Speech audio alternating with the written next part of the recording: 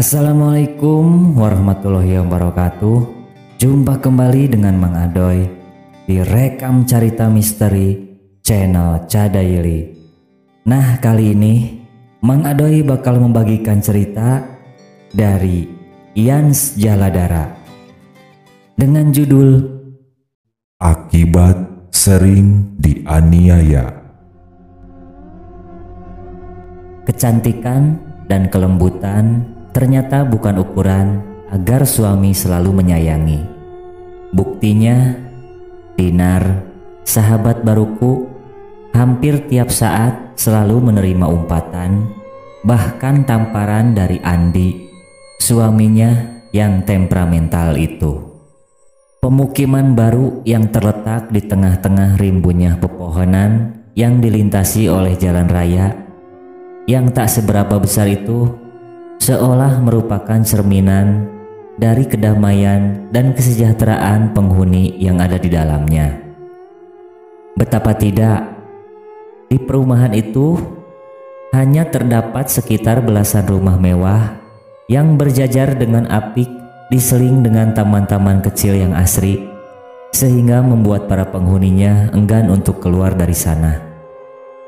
Tidak cukup sampai di situ, di tengah-tengahnya juga terdapat sebuah lapangan yang cukup luas dan biasa dipakai oleh para penghuni perumahan itu untuk duduk-duduk sambil menikmati semilir angin senja, sambil menikmati kopi atau teh dan beberapa jenis makanan kecil, sambil mengawasi tingkah lucu anak-anak mereka yang sedang asyik bermain.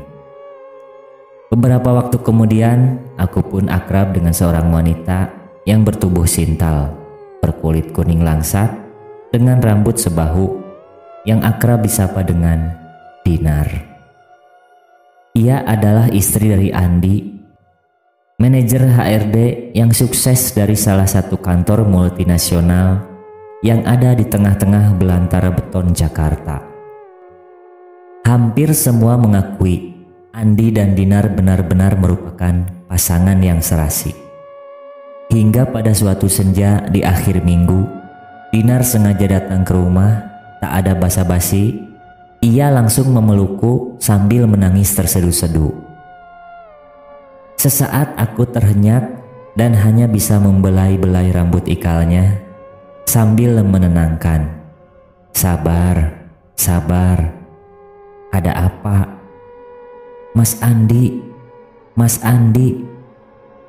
Demikian kata Dinar sambil makin terisak. Tubuh sintalnya pun berguncang keras. Dinar seolah sedang berusaha untuk menenangkan gejolak perasaannya agar tidak meledak. Akhirnya dengan terbata-bata Dinar pun menceritakan sikap temperamental Andi, suaminya. Aku benar-benar tidak menyangka, padahal selama 3 tahun kami berpacaran, ia selalu menunjukkan sikap yang santun. Itulah sebabnya kenapa aku lebih memilih Mas Andi ketimbang beberapa lelaki yang juga mendekati serta menyatakan cinta, imbuhnya lagi. Tapi seiring dengan perkembangan sang waktu, tepatnya setelah menikah, Andi pun menunjukkan watak aslinya yang keras dan temperamental. Mulanya Dinar beranggapan itu semua karena Andi yang sudah sejak lama hidup sendiri, ulah dari keluarga, merasa diawasi. Ternyata tidak, Andi tak juga berubah. Mulanya hanya hardikan dan umpatan jika ia terlambat dalam menyediakan sesuatu atau membukakan pintu. Namun belakangan Andi akan langsung menghardik dan melayangkan tangannya andai Dinar terlambat dalam melayaninya. Jika sudah begitu, Dinar hanya bisa menangis, menangis, dan terus menangis. Ia merasa sejak kecil dirinya tak pernah luput dari penganiayaan. Sehingga pernah dalam suatu hari Dinar kembali datang dan mengeluh, "Jika harus hidup seperti ini, kenapa aku harus dilahirkan?" Jika sudah begitu, maka tak ada kata lain yang meluncur dari mulutku kecuali sabar, Semoga Allah segera membukakan pintu hatinya. Dinar berusaha tenang dan mendengarkan apa yang meluncur dari mulutku dengan sepenuh hati. Terima kasih Mbak, karena hanya Mbak Tia yang selalu setia mendengarkan segala keluh kesahku. Mbak sudah kuanggap sebagai kakak sekaligus orang tuaku sendiri. Mbak hanya bisa mendoakan, semoga Dinar mampu mengatasi semua ini dengan baik. Ujarku menghiburnya. Dinar yang tabah tampaknya benar-benar mau mendengarkan segala nasihatku. Setelah melepaskan segala keluh kesah, biasanya Dinar pamit pulang dengan wajah yang berbinar. Ia bak mendapatkan pencerahan dan kekuatan baru dalam dirinya. Ketika apa yang menimpa Dinar kuceritakan kepada Mas Ari suamiku, dengan spontan ia langsung menjawab, "Jangan-jangan waktu kecil Dinar sering dipukuli atau dianiaya oleh ayah atau ibunya." "Maksud ayah?" potongku cepat. "Waktu kecil ayah sering mendengar dari orang-orang tua agar kita jangan suka memukul anak, adik, atau saudara perempuan, pemali.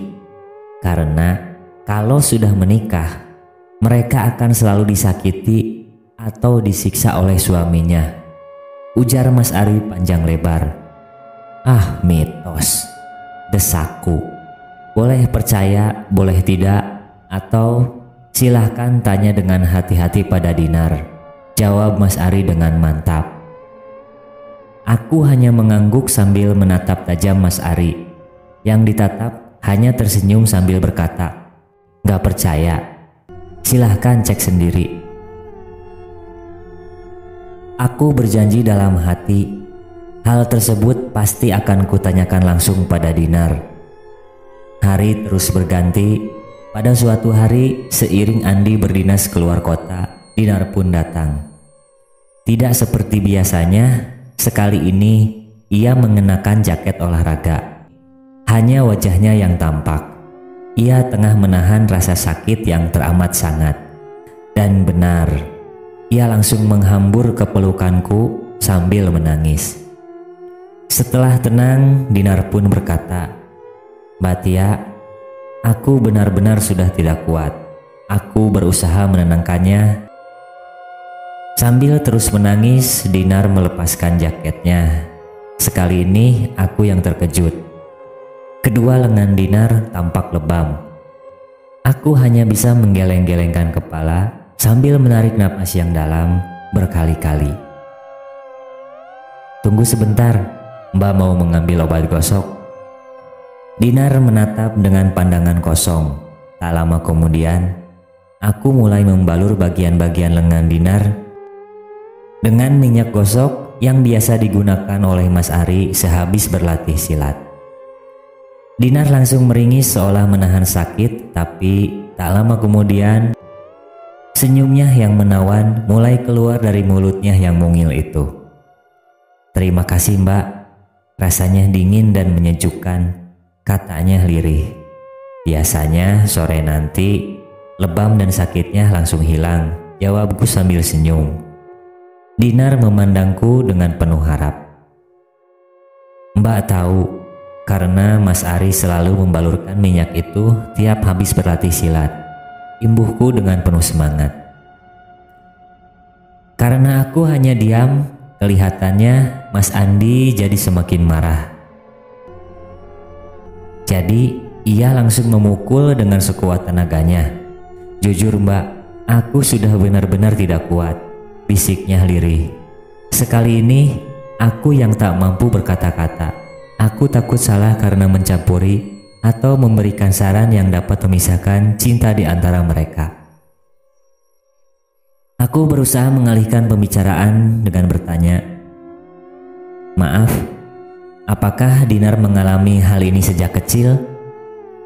"Benar Mbak, makanya aku sering mengeluh. Jika hidup hanya untuk menderita seperti ini, kenapa aku harus dilahirkan?" desis Dinar sambil kembali menangis dan menceritakan pengalaman masa kecilnya. Ketika itu anganku mengawang jauh sambil mengingat-ingat apa yang dikatakan oleh Mas Ari. Ternyata pemali bukan hanya isapan jempol belaka di sisku. Maksud Matia? Potong Dinar di tengah-tengah isapnya. Aku langsung menceritakan apa yang dikatakan oleh Mas Ari.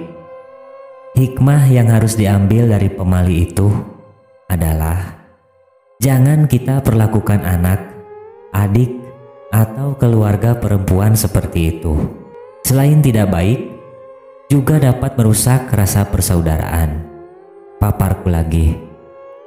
Baik Mbak, Dinar akan selalu memperhatikan apa yang dikatakan tadi. Tapi Dinar sudah tidak kuat. Dinar akan menggugat cerai Mas Andi.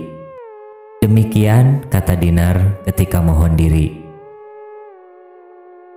Aku hanya bisa menggeleng-gelengkan kepala tanpa mampu mencegah niat Dinar yang akan menggugat cerai suaminya. Seminggu setelah itu, Andi datang ke rumah dengan wajah merah padam sambil berkata, "Sejak sekarang saya minta kalian berdua jangan turut campur dengan rumah tanggaku." "Silahkan masuk," kata Mas Ari. "Tidak perlu basa-basi," jawab Mas Andi ketus. Mas Ari langsung menerang jelaskan apa yang selama ini terjadi. Andi hanya terdiam, ia tidak mampu berkata-kata. Jadi, bukan istri saya yang mengajarkan atau mendorong Dinar untuk bercerai, tetapi kelakuan Anda yang membuat ia tidak mampu lagi bertahan. Demikian kata Mas Ari dengan dingin.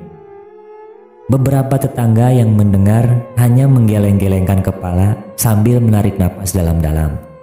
Mereka tak pernah menyangka, di balik sikap yang santun, ternyata Andi adalah sosok yang temperamental.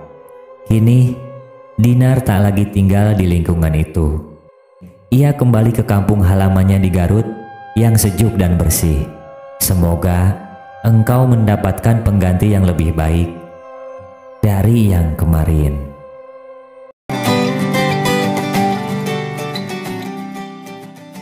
Demikian cerita kali ini, Mang Adoy pamit diri. Terima kasih sudah menyimak cerita ini. Terima kasih buat penulisnya. Mohon maaf apabila banyak salah kata. Sampai jumpa di kisah rekam cerita misteri lainnya. Akhirul kalam. Wassalamualaikum warahmatullahi wabarakatuh.